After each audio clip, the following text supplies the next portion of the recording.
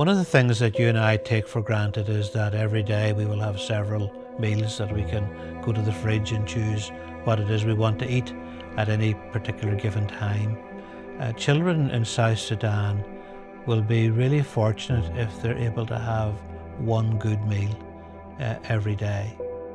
It's not unusual for children to end up coming along to school having not maybe had something to eat the previous day, or even on occasions for several days, and they'll arrive into school hungry and therefore unable to concentrate, and come in the middle of the day they'll wander off home in search of hopefully having something to eat. And that impacts the education of children on a day-to-day basis, never mind the impact that it's having on children's health and development if they're just struggling to have the basic needs of life, at least one really good meal every day. In the community of Maridi, the big number is children. We have dealt with children, difficult to get food, a meal of a day.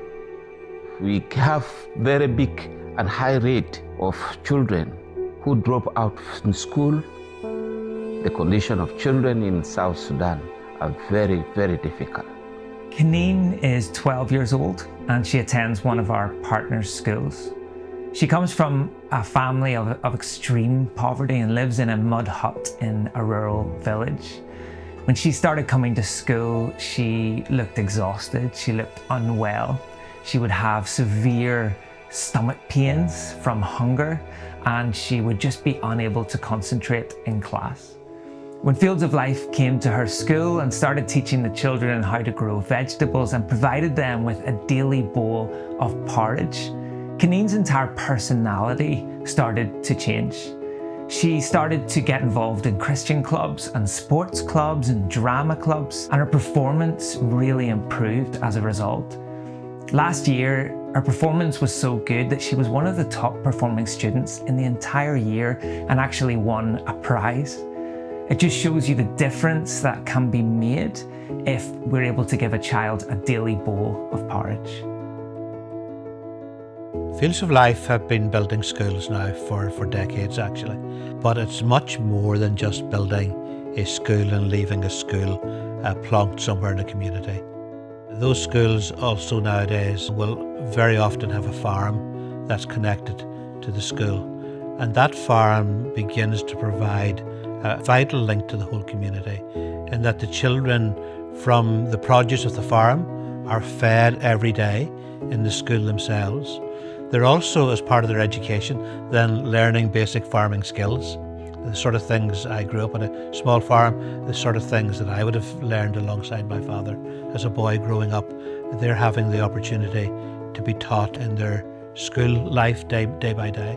And not only that, then they're taking those skills home and they're coming alongside their mum and their dad, and the little patches of ground around their homes become gardens that provide food for the whole family. Fields of Life actually want to see children thrive, and a result of children thriving, then the whole family unit and network begins to thrive in a new way as well. What I'm about to say will probably surprise and maybe even shock some of you, but the way that the Fields of Life farms work means that actually £2.50 will enable a child to be fed for a whole year. Now just think about that for a moment, and the difference that you and I giving something towards the establishing of farms around schools might make in the lives of one child, in the lives of 10 children, in the lives of 100 children.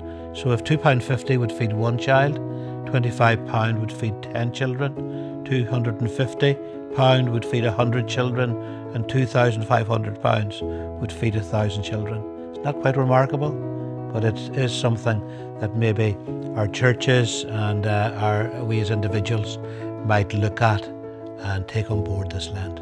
And I have been reminded of the words of the prophet Isaiah in chapter 58, Is it not to share your bread with the hungry and bring the homeless poor into your house? When you see the naked, to cover him and not to hide yourself from your own flesh. This Lent, let's give the gift of food so that we can say every child is being fed.